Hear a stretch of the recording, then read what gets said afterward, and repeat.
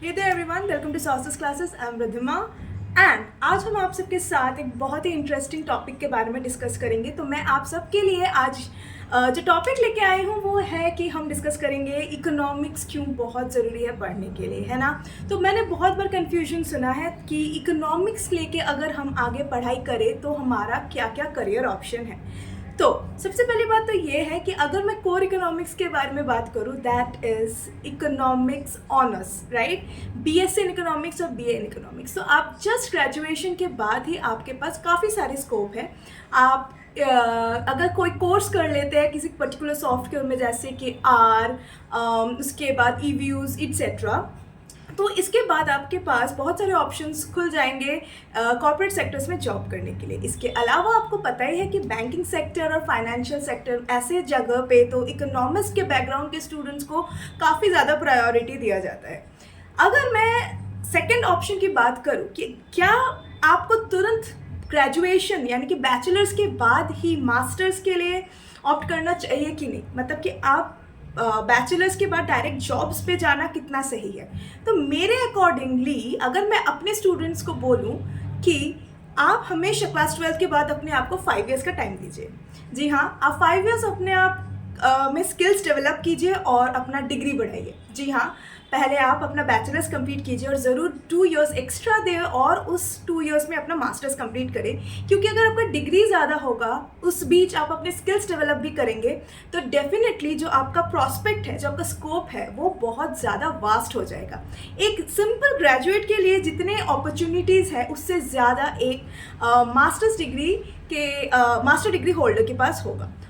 और अगर हम यहाँ पे इकोनॉमिक्स की बात कर रहे हैं तो आपको कोई आइडिया ही नहीं है कि इसके कितने स्कोप है। हम स्पेशलाइजेशन की बात करते हैं, जैसे कि अभी सिर्फ और सिर्फ इकोनॉमिस्ट यानी कि इकोनॉमिक्स पढ़ के आपको सिर्फ फाइनेंशियल और बैंकिंग सेक्टर में नहीं बल्कि अब हर सेक्टर में इकोनॉमिक्स की ज़रूरत है।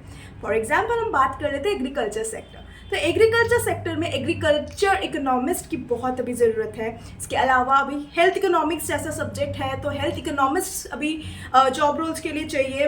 एनवायरमेंटल इकोनॉमिस्ट चाहिए।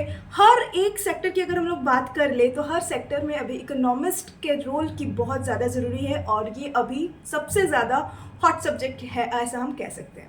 अगर मैं सब्जेक्ट कॉम्बिनेशन की बात करूँ तो अगर आप इकोनॉमिक्स लेके पढ़ रहे हैं तो डेफिनेटली स्टैटिस्टिक्स को नहीं भूलिएगा, क्योंकि ये एक सब्जेक्ट है जो इसके साथ इस कॉम्बिनेशन को बहुत स्ट्रांग बनाता है। और आप किसी भी सेक्टर में जाइएगा आपको उस सब्जेक्ट में सबसे पहले इंपॉर्टेंस दिया जाएगा। अब हम बात करते हैं, अगर अपने सब्जेक्ट को लेके पढ़ा है और आप अब्रॉड जाने की सोच रहे हैं तो बाहर जो ये सब्जेक्ट का वैल्यूएशन है और अगर आपने सब्जेक्ट को लेके पढ़ा है और आप इसको आगे लाके पढ़ना चाहते हैं, अगर हम रिसर्च की बात करें या फिर आप अगर टीचिंग पोस्ट में पढ़ाना चाहते हैं या किसी बड़े बड़े कंपनीज में काम करना चाहते हैं बड़े प्रोजेक्ट्स पे इकोनॉमिस्ट रोल के हिसाब से, तो डेफिनेटली इस सब्जेक्ट का बहुत स्कोप है। तो अगर आप करियर ऑप्शन को लेके वरीड है कि क्लास 12 के बाद क्या लेके पढ़ा जाए, तो मैं आपको बोलूँगी कि आप कोई भी सब्जेक्ट लेके पढ़ रहे हो, सारे सब्जेक्ट्स के स्कोप है, लेकिन मैं इकोनॉमिक्स के बारे में ही बोलूँगी यहाँ पे कि ये ऐसा एक सब्जेक्ट है कि इस सब्जेक्ट को लेके अगर आप पढ़ेंगे तो डेफिनेटली आप आगे बढ़ने वाले हैं। डेफिनेटली इसका बहुत स्कोप है और विथ टाइम इस सब्जेक्ट का डिमांड इंक्रीज ही होगा। तो अगर आप इकोनॉमिक्स लेके पढ़ने की सोच रहे हैं तो डेफिनेटली इकोनॉमिक्स के साथ स्टैटिस्टिक्स ज़रूर लीजिएगा, क्योंकि अगर आप शुरू से स्टैटिस्टिक्स कॉम्बिनेशन के साथ पढ़ेंगे तो आपके लिए वो सब्जेक्ट बहुत इजी हो जाएगा। क्योंकि लेटर स्टेज में जाके अगर आपने डिसाइड किया कि आपको हायर स्टडीज़ करना है इस सब्जेक्ट को लेके, तो आप स्टैटिस्टिक्स या मैथमेटिक्स से पीछा बिल्कुल नहीं छुड़ा सकते।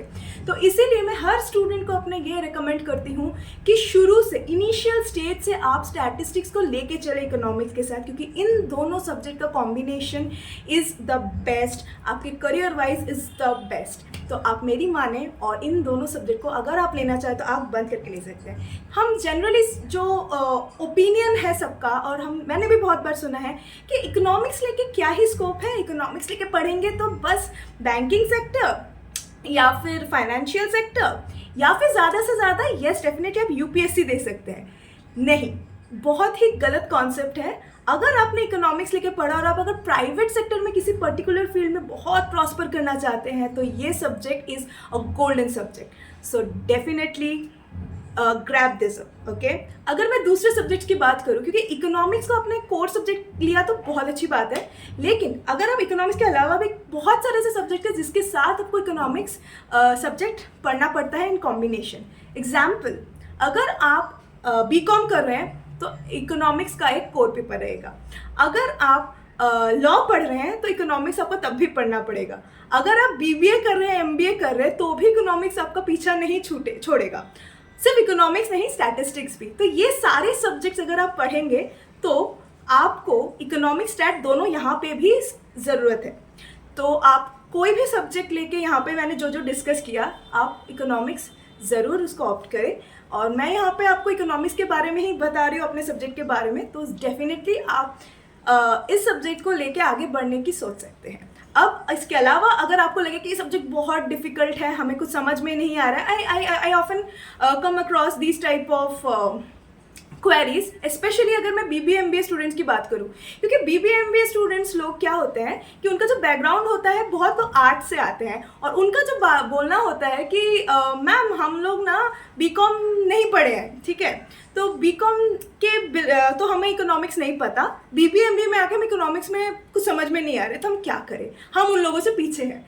तो मैं ऐसे क्वेरीज के लिए एक आंसर देना चाहूँगी अपने पर्सनल एक्सपीरियंस से। दैट इज़, मैं खुद जो स्टूडेंट थी that is from PCMB, okay. So उसके बाद मैंने इकोनॉमिक्स ऑनर्स ऑप्ट किया, right. So I will say that was the best decision of my life, क्योंकि उसके बाद जो मैंने उसका स्कोप देखा और फिर सब्जेक्ट का जो जिस तरीके से फाउंडेशन है, मैं किसी भी स्टूडेंट को बोलूँगी कि आप बिल्कुल वरी ना करें, सब्जेक्ट कोई भी हो, आफ्टर 12th जो इनिशियल सेमेस्टर रहता है उसका सिलेबस इसी तरीके से बनाया जाता है कि किसी को भी ग्रास्प करने में कोई प्रॉब्लम ना हो। तो अगर कोई पहले से कॉमर्स बैकग्राउंड से आ रहा है इकोनॉमिक्स पढ़ के, या फिर नहीं आ रहा है, उन दोनों में सिर्फ 19-20 का फ़र्क होगा, और आई एम वेरी श्योर कि आप उतना फ़र्क तो कवर अप कर ही लेंगे एक सेमेस्टर में।